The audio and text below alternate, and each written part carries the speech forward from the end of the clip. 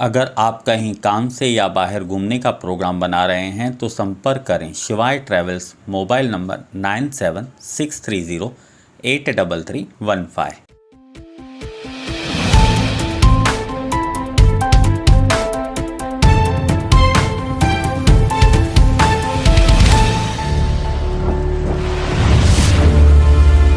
Town दर्शन news, समाचार ही नहीं विचार भी।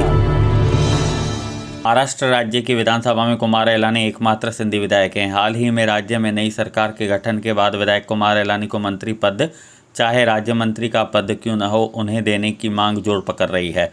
उल्लासनगर भाजपा जिलाध्यक्ष जमनू पुरस्वानी ने महाराष्ट्र प्रदेश भाजपा अध्यक्ष चंद्रकांत पाटिल व उप मुख्यमंत्री देवेंद्र फडणवीस से विधायक कुमार एलानी को नए मंत्रिमंडल में जगह देने की मांग की है।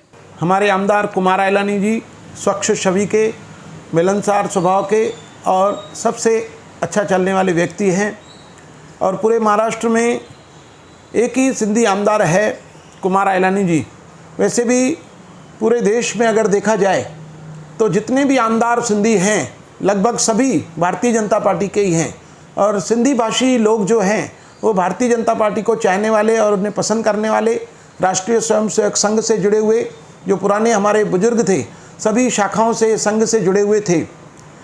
इसके लिए मैंने चंद्रकांत दादा पाटिल जी से, हमारे माननीय उप मुख्यमंत्री श्री फडणवीस जी से यह मांग की है, रिक्वेस्ट की है कि अगर हमारे आमदार कुमार एलानी जी को कोई राज्य मंत्री का पद भी दिया जाएगा तो सिंधी समाज के लिए, जो 1 करोड़ से भी ज़्यादा सिंधी पूरे भारतवर्ष में रह रहे हैं और महाराष्ट्र में जो 20 लाख सिंधी हैं, वो सब में खुशी की लहर होगी कि भारतीय जनता पार्टी ने एक सिंधी आमदार जो हमारा एक ही है महाराष्ट्र में, उसे मंत्री पद दिया।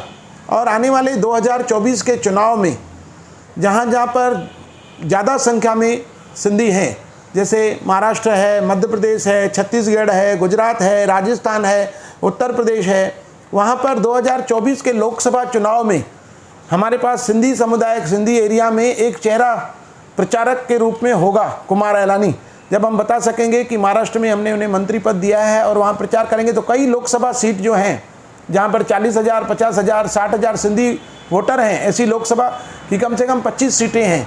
वहाँ पर मैं और कुमार एलानी हम खुद जाकर के, हमारी टीम जाकर के हम पूरा लोकसभा का जो प्रचार है कर सकते हैं। तो यह एक बहुत ही सिंधी समुदाय के लिए खुशी की बात होगी और सभी की चाह है कि कोई ना कोई सिंधी मंत्री महाराष्ट्र में हो, भले छोटा ही कोई पद हो, राज्य मंत्री का कोई दर्जा हो, वो हमारे आमदार कुमार एलानी जी को अगर मिलेगा तो मुझे बहुत ही खुशी होगी और हमारे पूरे सिंधी समुदाय में एक अच्छी खुशी की लहर होगी। वैसे भी सिंधी समुदाय भाजपा का ही है, भाजपा से ही जुड़ा है और उसके अंदर एक एनर्जी आ जाएगी और उसके अंदर एक ताकत आ जाएगी, उनकी बैटरी चार्ज हो जाएगी और हम सब मिलकर 400 के पार का जो लक्ष्य है मोदी जी का 2024 का, वो हम पूरा करेंगे।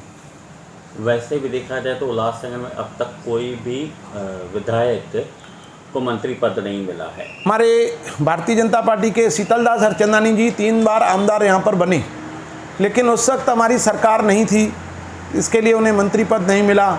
कुमार एलानी जी 2009 में आमदार बने, तब भी हमारी सरकार नहीं थी। आज हमारी सरकार बनी है तो हमें बहुत उम्मीद जागी है। 2014 में कुमार एलानी जी थोड़े मतों से पराजित हो गए थे, नहीं तो आज उनका तीसरी बार होता। तो अभी हमारे आमदार बने हैं। बाकी अलग पक्षों के जो आमदार यहाँ पर बने थे, उनकी सरकारें थी, तो वो तो कभी सिंधी समुदाय को तो उन्होंने कभी बढ़ावा दिया ही नहीं है। अगर आप देखेंगे पूरे इंडिया में भी अगर देखेंगे तो सिंधी समुदाय को अगर किसी ने आगे लाया है, हमारे आमदार अगर कहीं चुन के आते हैं तो भारतीय जनता पार्टी ही सिंधी समुदाय को टिकट देती है सब जगह पर। यहाँ तक कि लोकसभा का प्रतिनिधि भी हमारा सिंधी इंदौर से शंकर लालवानी जी को भाजपा ने दिया। भारतीय जनता पार्टी हमेशा हमारा ख्याल रखती है, इसमें कोई दो राय नहीं है। जितने भी हमारे आमदार हैं सिंधी, वो सब भाजपा के ही हैं, अन्य पक्ष का कोई नहीं है। लेकिन अगर एक छोटा मंत्री पद मिलेगा तो एक माहौल खुशी का होगा। नए मंत्रिमंडल में विधायक कुमार एलानी को जगह मिलती है या नहीं, यह तो वक्त ही बताएगा। अगर विधायक कुमार एलानी को मंत्री पद दिया जाता है तो सिंधी समुदाय और उल्लासनगर के नागरिकों हेतु यह बहुत बड़ी खुशखबरी होगी। टाउन दर्शन न्यूज, समाचार ही नहीं विचार भी।